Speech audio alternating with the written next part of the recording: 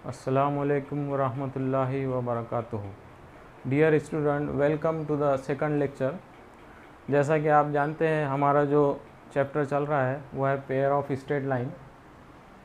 इसके अंदर हमने पिछले लेक्चर के अंदर combine equation of two lines ये वाला पॉइंट शुरू किए थे, और उससे पहले मैंने ये बताया था आपको कि इक्वेशंस ऑफ लाइंस कितने टाइप्स की होती है, कितने फॉर्म होते हैं, और कंबाइन इक्वेशन हम किस तरह से हासिल करते हैं ये देखे थे। उसी पॉइंट के अंदर हम एक नोट देखेंगे। पहले नोट है, यहाँ पर दो नोट दी गई है आपको, ये आपको ख्याल में रखना है, और इसी बुनियाद पर हम ये क्वेश्चन देखेंगे। ये वाला पहली नोट है कि two lines L1 and L2 having slopes M1 and M2 are perpendicular if and only if M1 into M2 is equal to -1 या M1 is equal to -1 upon M2। कि अगर दो लाइंस, अगर कोई भी दो लाइंस हो L1 और L2, इसके अगर स्लोप, पहली लाइन का स्लोप M1 हो, दूसरी लाइन का स्लोप M2 हो, और वो दोनों एक दूसरे पर परपेंडिकुलर हो, इस तरह से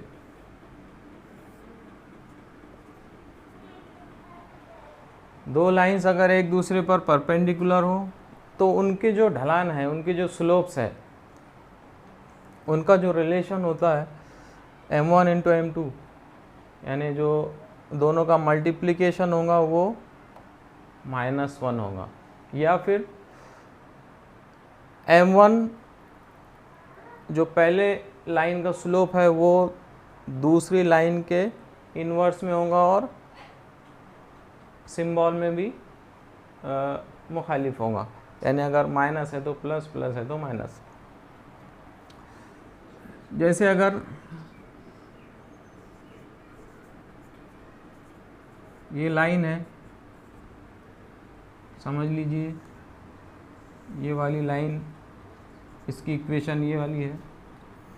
अगर हम इसका स्लोप निकालते हैं, इसका स्लोप आपको फार्मूला मालूम है, स्लोप का फार्मूला क्या होता है, -a/b, ये आपको पता है। अगर हम इसका स्लोप निकालते हैं तो इसका स्लोप निकलता है यहाँ पर, समझ लीजिए ये M1 है, -3/2। अगर इस लाइन के ऊपर कोई परपेंडिकुलर लाइन है, इसका स्लोप इस पर से आ जाता है, तो ये M2 जो होगा वो होगा इसका माकूस इन्वर्स 2/3, और यहाँ ये माइनस साइन है तो यहाँ पर प्लस आ जाएगा। ये -3/2 है तो ये M2 होगा 2/3, ये अगर 2/3 है तो ये -3/2। अगर कोई स्लोप 2 है तो उस पर परपेंडिकुलर जो लाइन है उसका स्लोप होगा -1/2। अगर कोई 1/3 स्लोप है तो यहाँ पर होगा इसका स्लोप -3, इस तरह से।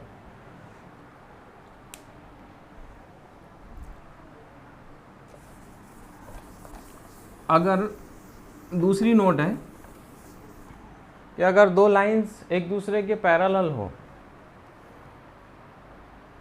तो उसके जो स्लोप है एक जैसे होते हैं, M1 is equal to M2। यानी अगर यहाँ पर दो लाइंस पैरेलल हैं तो ये दोनों लाइंस का स्लोप कैसे होगा, एक जैसा होगा। इसका स्लोप अगर मान लीजिए 2 है तो इसका भी 2 होगा, इसका 1/4 है तो इसका भी 1/4 रहेगा, यानी दोनों का स्लोप एक जैसा होगा। किस कंडीशन में, अगर वो पैरेलल है तो। अगर वो परपेंडिकुलर है तो इस तरह से माकूस रहेगा और अलामत में भी मुखालिफ रहेगा। तो उसी बुनियाद पर हम ये वाला क्वेश्चन देख रहे हैं। क्वेश्चन आपके सामने है, सवाल है 4.1 का, पहले क्वेश्चन का जो तीसरा पार्ट है कि खुतूत की मुत्तहिदा मसावत मालूम कीजिए। कंबाइंड इक्वेशन आपको मालूम करना है जो कि नुक्ता 2, 3 से गुजरते हैं। मतलब वो खतूत की मसावत मालूम करना है जो कि 2, 3 से हमको ये गुज़रते हैं। और खतूत 3x + 2y - 1 = 0 और x - 3y + 2 = 0 पर उमूद है। अब यहाँ पर हमको उन खतूत की मुत्तहिदा मसावत मालूम करना है जो इन दोनों खतूत पर उमूद है, मतलब वो जोड़ी हासिल करना है और वो जोड़ी इस जोड़ी पर उमूद है, परपेंडिकुलर है। और साथ में ये भी बात बताई गई है यहाँ पर कि वो दोनों खतूत, वो दोनों लाइंस ये पॉइंट 2, 3 से गुज़रते हैं। तो सॉल्यूशन हम शुरू करते हैं। यहाँ पर गिवन लाइंस जो दी गई है वो है, सबसे पहले गिवन लाइंस दिए गए खतूत में जो पहला ख़त है वो है 3x + 2y - 1 = 0। ठीक है। अब इस लाइन का हमको पहले स्लोप निकालना है। तो इसका स्लोप कितना होगा? -3/2 इस फार्मूले से, -a/b से। ठीक है। x का ज़रीब और नसब नुमा में y का ज़रीब माइनस साइन के साथ। अब ये वाले ख़त की, ये वाली लाइन की जो स्लोप है -3/2 है। अब जो हमको लाइन हासिल करना है, जो ख़त हासिल करना है, तो वो ख़त इस ख़त पर कैसा है?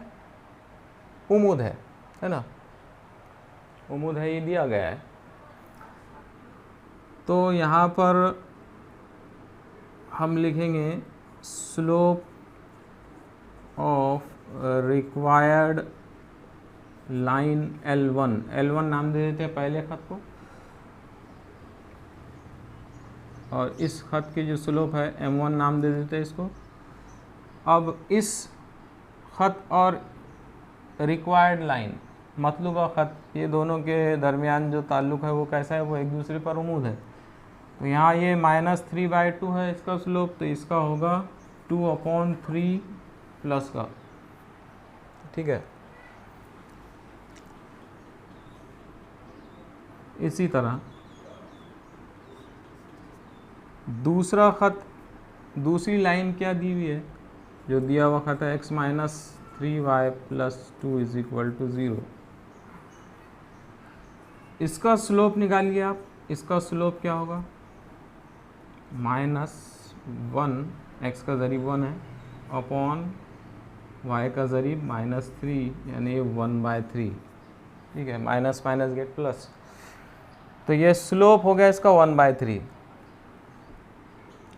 Therefore slope of required line L2, इसको हम M2 नाम दे देते हैं। ये 1/3 है तो ये हो जाएगा 3/1, यानी 3, और ये प्लस का है तो यहाँ माइनस लगेगा। तो M1 की वैल्यू हो गई 2/3, M2 की वैल्यू हो गई -3। अब ये दोनों लाइंस के ज़रिए, गिवन लाइंस के ज़रिए हमने जो रिक्वायर्ड लाइन है, हमारे मतलूबा खतूत है, उनकी ढलानें हमने निकाल ली है। इसके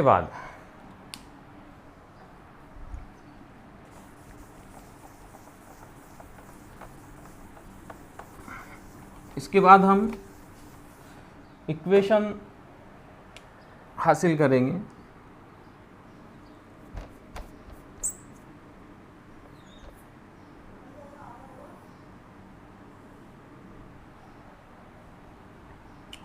इक्वेशंस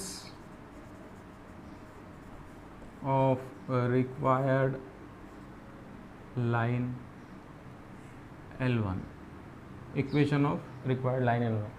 पहले मतलूबा ख़त की मसावत कैसे हासिल करेंगे हम देखेंगे। पहले ख़त,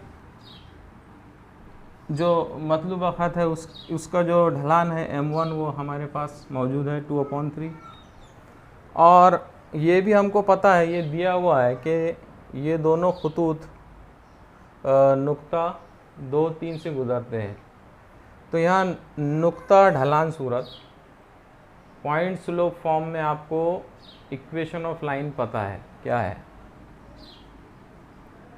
स्लोप पॉइंट फॉर्म में y minus y1 is equal to m into x minus x1।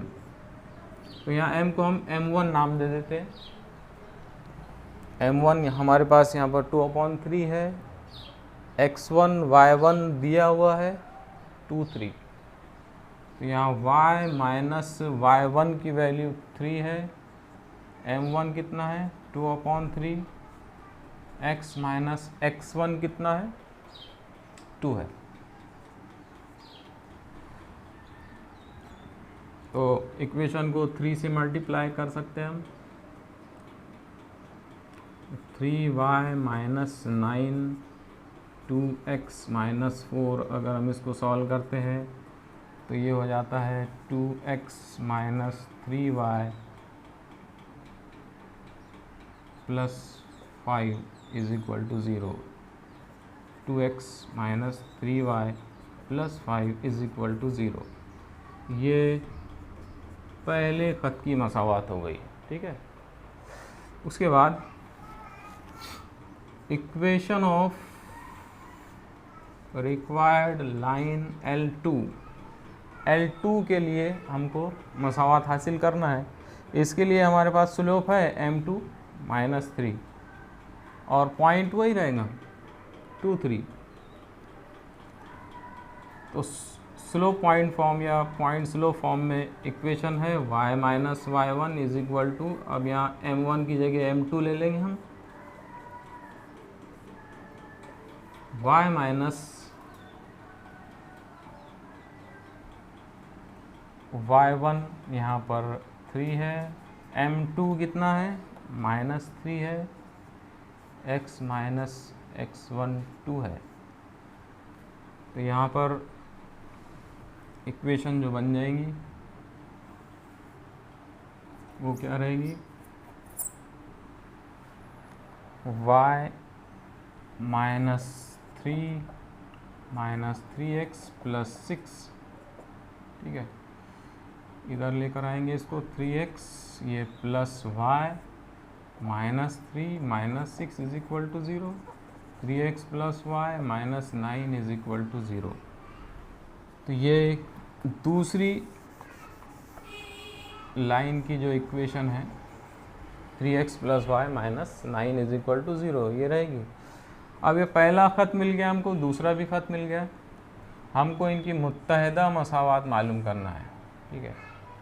पहले हमने क्या किया, गिवन लाइंस पर से रिक्वायर्ड लाइन के स्लोप हासिल किए, उसके बाद स्लोप पॉइंट फॉर्म के ज़रिए से दोनों लाइन L1 और L2 की जो इक्वेशन है वो हासिल किए। इक्वेशन नंबर 1 और 2 के ज़रिए से अब हम मुत्तहिदा मसावात कंबाइंड इक्वेशन मालूम करेंगे। देयरफॉर कंबाइंड इक्वेशन ऑफ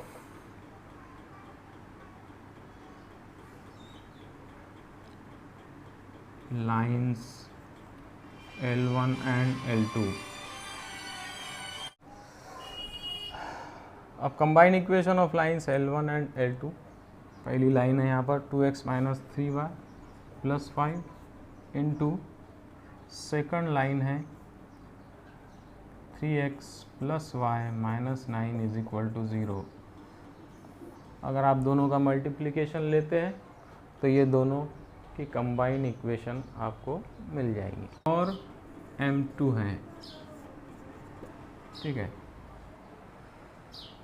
तो अगर हम थ्योरम को डिटेल से देखते हैं, वो मैं बाद में समझाऊंगा, लेकिन हमको उस थ्योरम का जो रिज़ल्ट है वो हमको हासिल करना है अभी, कि इन खतूत की अगर ढलानें m1 m2 है तो इन खतूत का जो खतूत की ढलानों का जो मजमुआ है वो -2h अपॉन b, ठीक है, ये होगा। और इन दोनों खतूत का जो मल्टीप्लिकेशन है, इन दोनों खतूत की जो ढलानों का हासिल ज़र्ब है वो होगा A/B। ठीक है, याद रखना है आपको। M1 + M2 = -2H/B, M1 × M2 = A/B। ये आपको याद रखना है।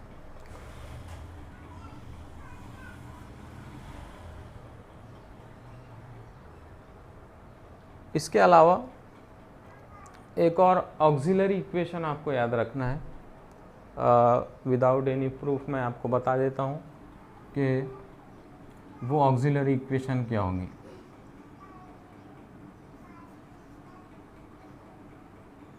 वो होंगी BM² + 2HM + A = 0। ठीक है, ये ऑक्सिलरी इक्वेशन कहलाती है। ऑक्सिलरी इक्वेशन ऑफ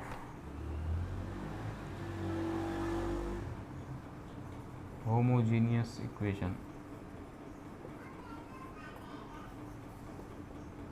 इस होमोजीनियस इक्वेशन की जो ऑक्सिलरी इक्वेशन है वो ये वाली है। तो ये तीनों चीज़ों का इस्तेमाल रहेगा, वो हम देखेंगे 1 बाय 1। तो सबसे पहले आप इसको नोट डाउन कर लीजिए।